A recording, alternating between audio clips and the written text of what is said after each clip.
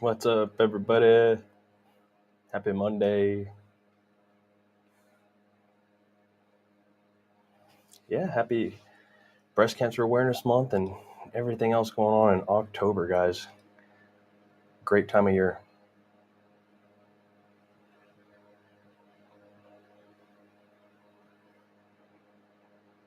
Let's get this thing fired up.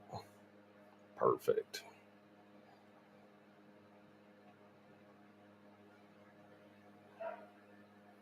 All right, everyone. Good evening and welcome to another exhilarating episode of the Know Your Pharmacist live stream.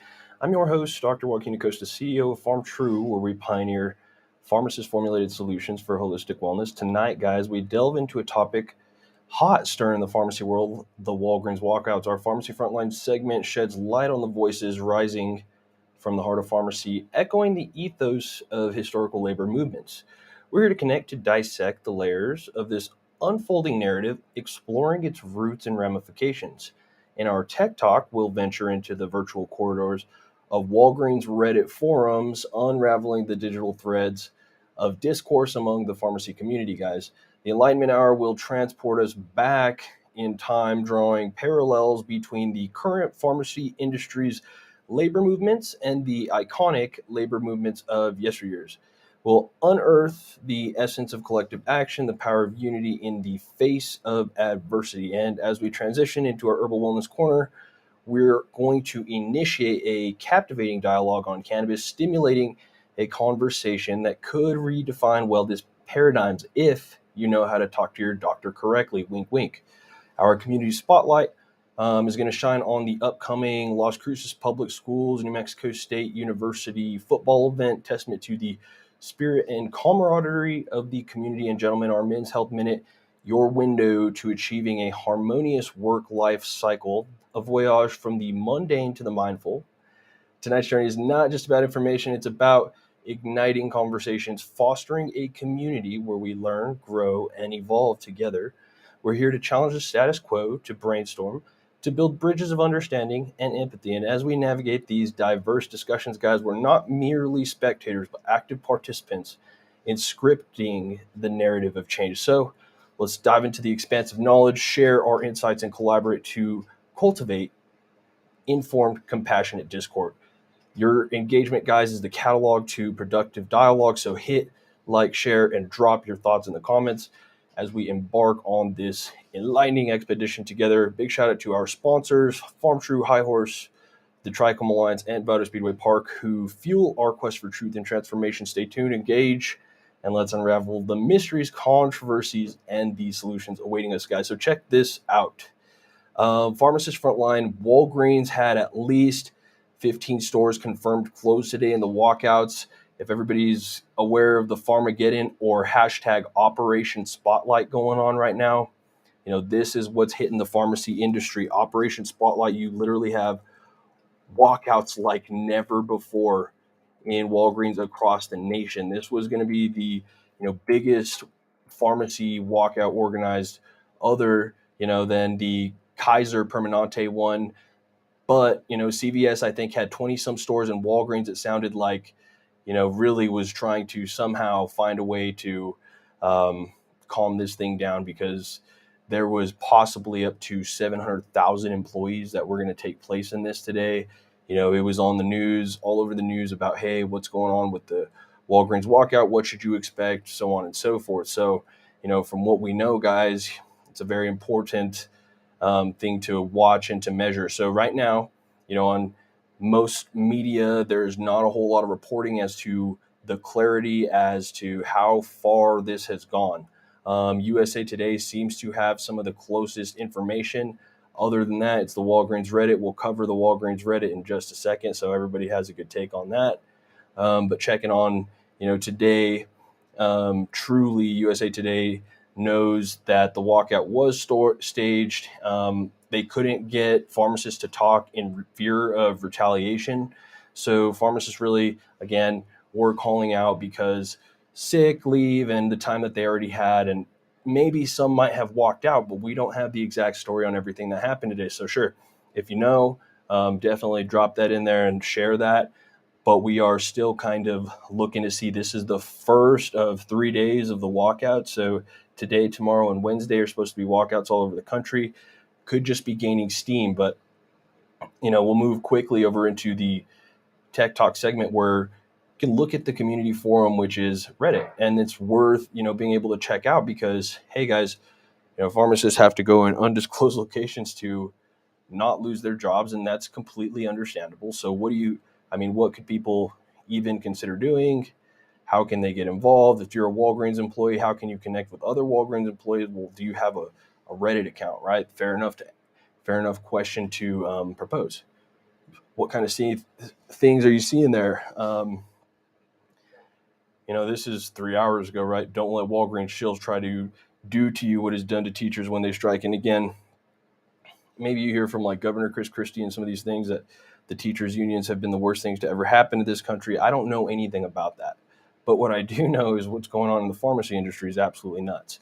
So let's go ahead and say that. Moving on, 11 hours ago, this person was updating the list of stores closed. Guys, we had stores closed here and should be showing list. This was last updated over 13 hours ago. 4565 and 9509 closed and reopened, but other stores that have been confirmed closed: Allentown, Pennsylvania; Kansas City, Kansas; San Jose, California; Dallas, Texas; I don't even know how to say it; Ocoee, Florida; Miami Beach, Florida; Montpelier, Omaha, Tulsa, Virginia Beach. So this is literally all over the country. Louisville, Akron. So it goes on, so on and so forth. And again, as of 13 hours ago, this person said, edit, I will no longer update list. This is too much. Please reply to the post if you know that a store is closed. So again, you've got a list of 20 plus stores right here that have already confirmed closed, and it could even gain more steam. So hope to see it, guys. Hope to see the pharmacists exercising their right to talk about, what they feel is wrong in the industry right now. And that's totally fair because it's a complete disconnect from your corporate pharmacy situations to, your front lines, and it just doesn't make any sense. So looking at all this, other one, store in Chicago, whole staff called in sick.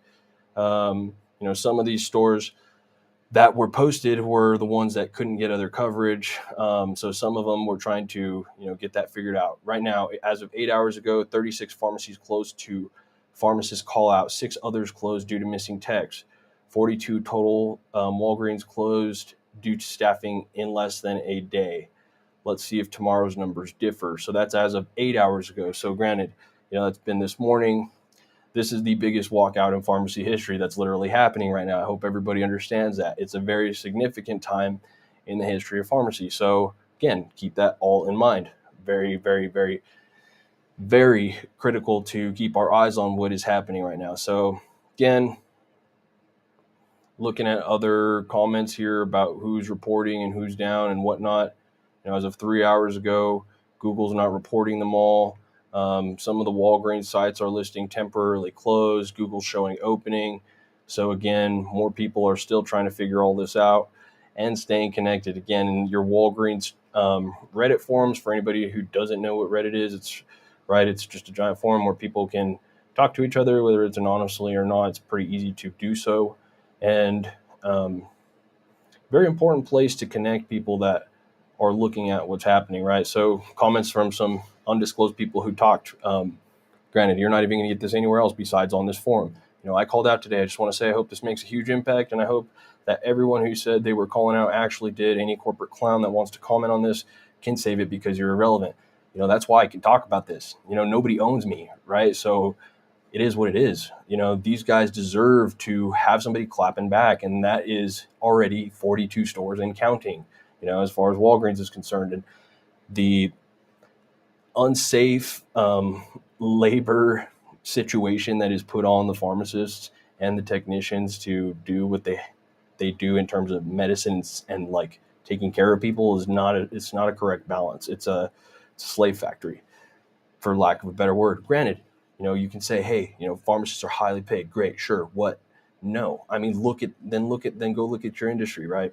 I mean, look at how the work is distributed. Look at what happens. You know, if you're looking in a pharmacy where a pharmacist doesn't want to work, then all of a sudden, that doesn't make sense anymore. You have your highest paid employee that doesn't want to work or is not productive. Things don't work very well. And so you have a lot of those situations where these teams are not all on the same page. Pharmacists might just go in there, do their own thing and go out, and that's fine. But this whole thing has turned into a cancer for the pharmacy industry, and it has turned into an absolute, lack of a better word, shit show. So what can be done? Keep that momentum, spread the word, seeing what's happening, looking at, where people are congregating right now. Reddit, absolutely important place to talk. Other than that, like Twitter, maybe. You're not going to have a whole lot of places to go find people talking about this right now. People don't want to stick their head out and get fired or whatever that might be. And I completely understand you guys. I resonate with you guys. Hope that you guys continue to fight the good fight. And, people, the power of collective action is a powerful thing. However, we're going to talk in our Enlightenment Hour a little bit of both. Lessons from some of our past labor movements that I think are important to share and talk about. So we're going to talk about a couple different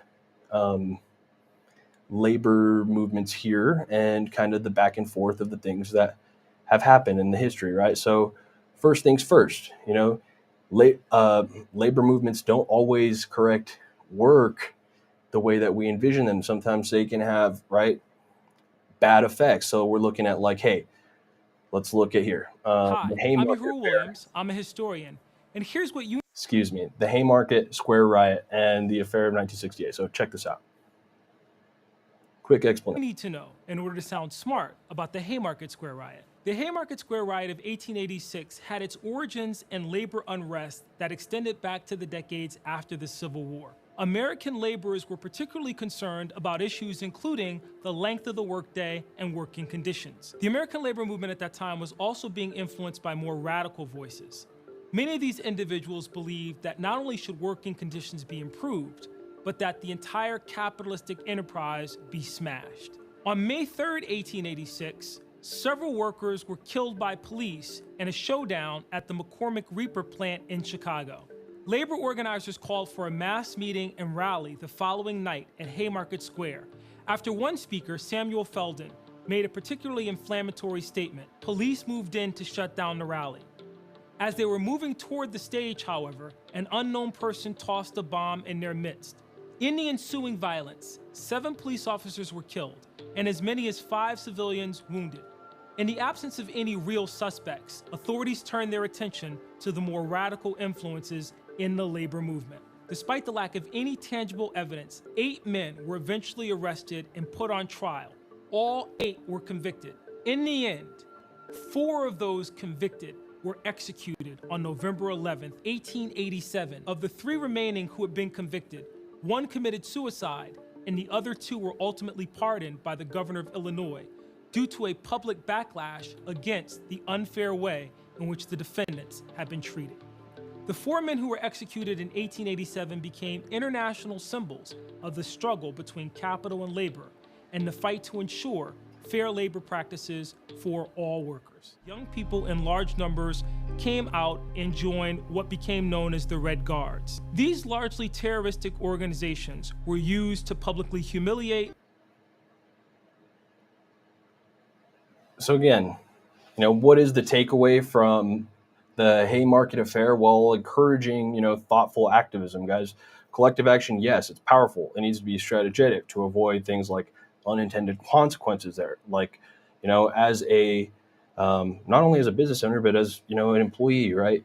On both sides of the equation, there is a balance that does need to be addressed and maintained, right? Like, there's got to be something. But again, you can't go throw the bomb in your regulatory people's affairs that you're trying to, talk to against. So that's not necessarily, the most practical solution there. There is a double-edged sword, right? When it comes to, pushing back and exploiting things that are wrong in the world. Like, again, we have learned things in the 19th and 20th centuries, everybody. Like, there's been very similar conditions, things like the manufacturing industry and the Industrial Revolution, right? During that period, you had plenty of organized strikes demanding better working conditions, and it was in response to those exploitative practices of corporations during that time. So, that was truly profit over people. And at that point, I mean, you couldn't necessarily,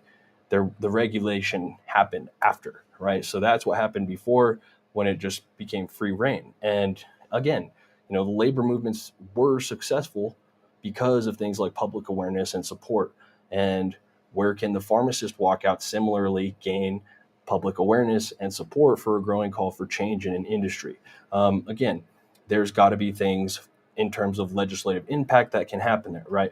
We'll talk about, right, some of the legislative impact that was had here in just a moment, but considerably, right, pharmacists could potentially find other legislative actions aimed at reforming the pharmacy industry. Boards of pharmacies have different awarenesses of this and different collective thought, but there's no unity in collective action there. And, the pharmacy industry is probably due for it. So hope to inspire a little bit of, historical context here and get people kind of on the same page. Let's look at a good example, guys, of a prominent labor organizer and activist who fought for women's rights and workers' rights, particularly in the coal mining industry, and that's going to be Mother Jones. I'm going to show you guys here.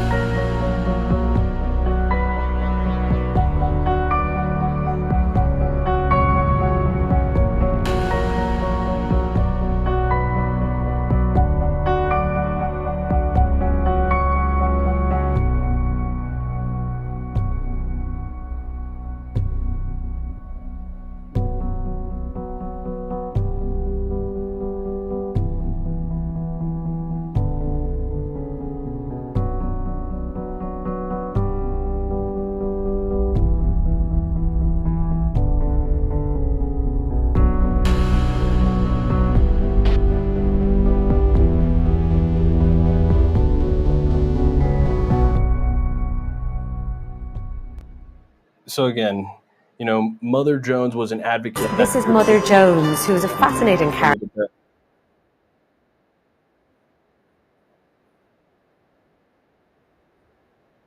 Turned off.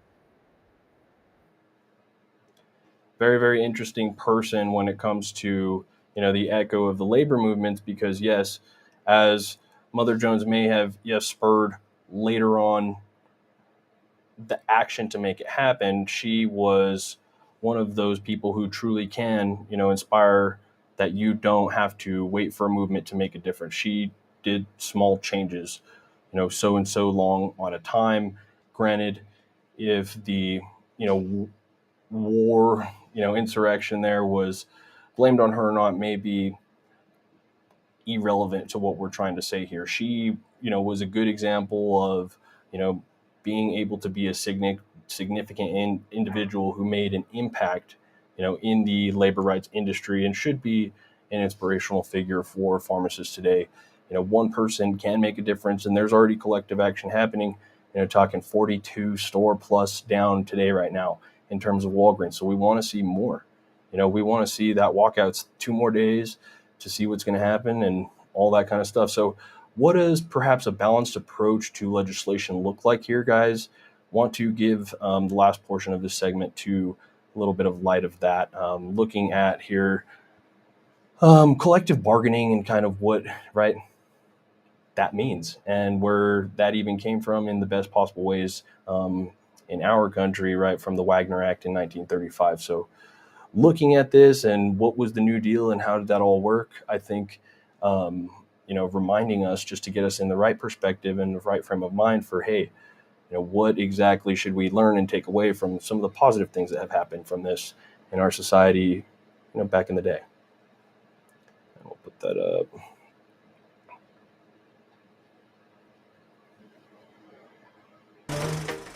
It is quite clear today that labor issues, which have been relatively dormant for many years, are coming back in strong style. The modern view on this subject is to treat the New Deal as kind of history, as a fixed point, and my view is it has always been a mistake, and that if you're going to re-examine first principles, you have to understand that the situation with respect to labor unions was wrong in 1935 and remains wrong given the huge changes in the way in which labor markets work. So what's the opposition? Well, the first thing is people say you need unions to deal with market failures. The true situation is that unions were the source of most market failures. Those failures come in two forms. There was strong use of violence in order to shut down non-union facilities. There's a classic illustration of that pattern. There's stories in the New York Times from about 1912 and so forth, in which the defense that the union guys give is, when we blew up the factory, we made sure that there were no workers in it, but it's quite clear that violence was a part of it. And the second form under those circumstances was the difficulty with respect to collective refusals to deal. And a collective refusal to deal means that all people in an industry decide they won't work with a given party. They create a boycott. And this was treated in 1908 in a case called Lowe v. Lawler as a per se violation of the antitrust law. The issue was big enough to become one of the 2 or 3 major points of contention in the 1912 election. And when Wilson became president, the Clayton Act expressly exempted unions from the antitrust laws. Now, this should have been a hint. If you're exempting them from the antitrust laws, it's an acknowledgement that they're creating various kinds of monopoly or cartel arrangements, all of which would otherwise be per se illegal. You then look at the history in a relatively hostile environment to unions between, say, 1900 and 1933, and what you do is you see high levels of improvement in terms of average wages. Life expectancy goes up quite dramatically, increased women participation in the labor forces there, and productivity gains and wage gains seem to track one another about right. So the progressives, always talking about the dangers of the system, actually never looked at the aggregate data to see whether or not it supported them, and it did not. Once you introduced the union, of course, there was immediately a massive increase in the amount of industrial unrest and the strike wave which took place after World War II. When in fact unions with strong bargaining positions essentially threatened to go out on strike consistently. And it was such a bad situation that they passed 3 statutes that were designed to deal with this. One of them was the Administrative Procedure Act, then there was the Labor Management Act, and then third you had the Taft-Hartley Act, which did not repeal the National Labor Relations Act, but essentially created a few unfair labor practices with respect to unions, and more importantly introduced the possibility of right-to-work laws if adopted by the individual states. Unions reached their maximum influence around 1954 at the time of the merger of the AFL-CIO, and pretty much since that time they've been in steady decline. There's a lot of disagreements about it. It's not because of any serious changes in the structure of the law. It has to do with the changes in the operation of markets. So if you're looking at what's going on, essentially unions do not do a very good job for their workers, notwithstanding all the advantages that they receive.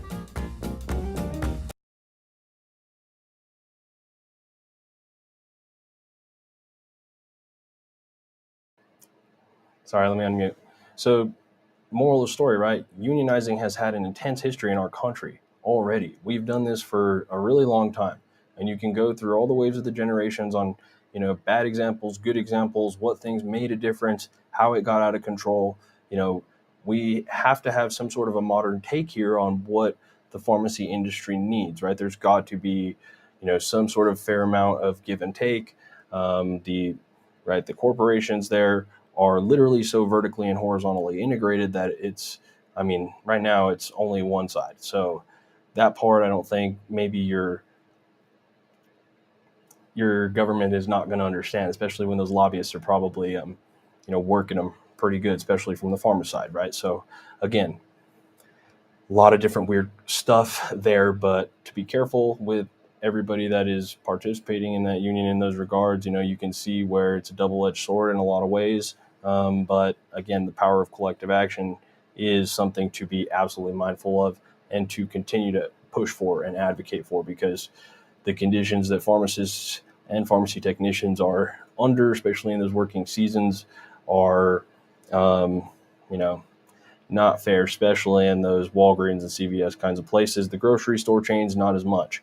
And again, for whatever reason, that is a true, profit over people kind of situation. And it's going to be a hairy mess to try to undo. So this is the start of it. It's a very historical time. All things to consider.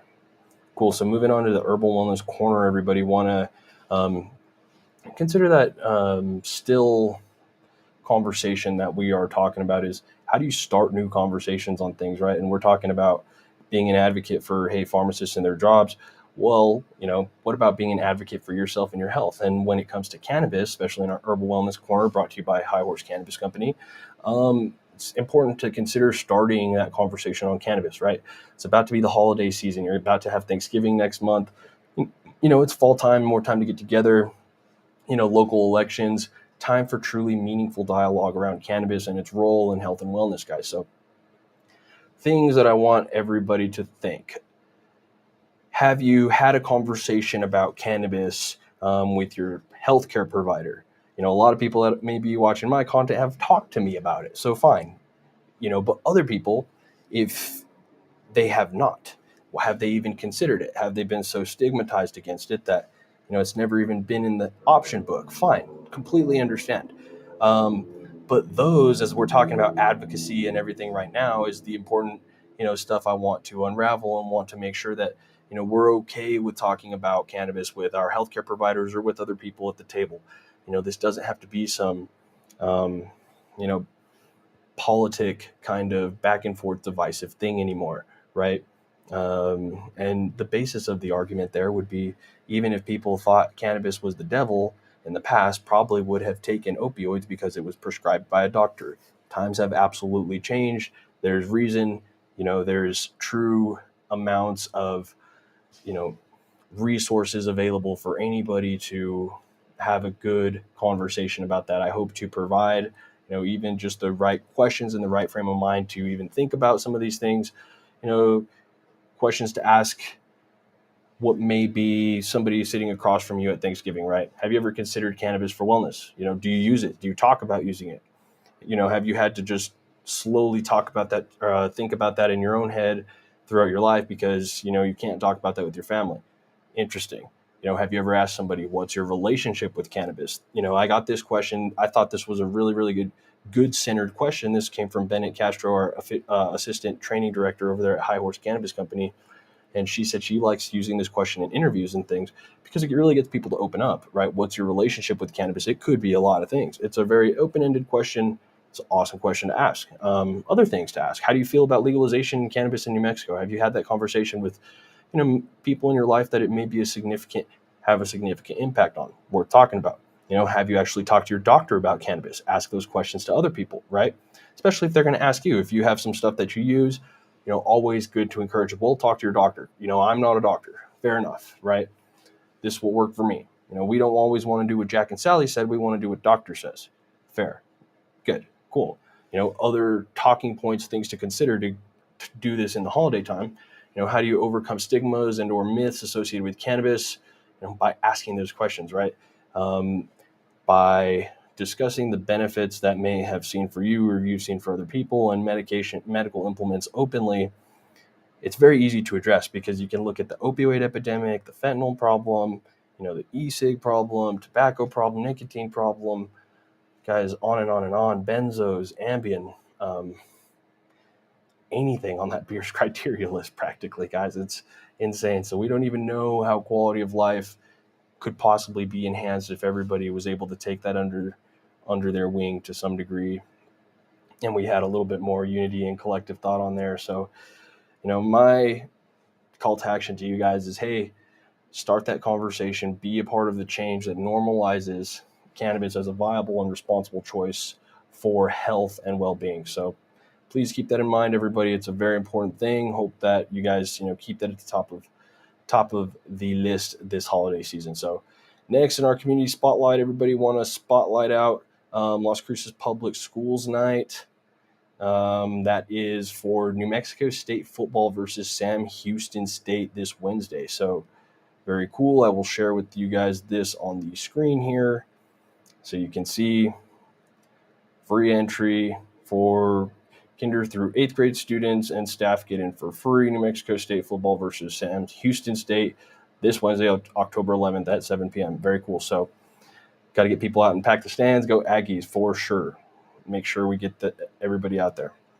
Last thing, guys, we're going to talk about today is work-life harmony, what that means, because, yes, I understand that's personalized and individualized for everybody. But if you've never even taken the thought to think about what work-life harmony means for you or for somebody else, in our Men's Health Minute, let's do a little bit of consideration here.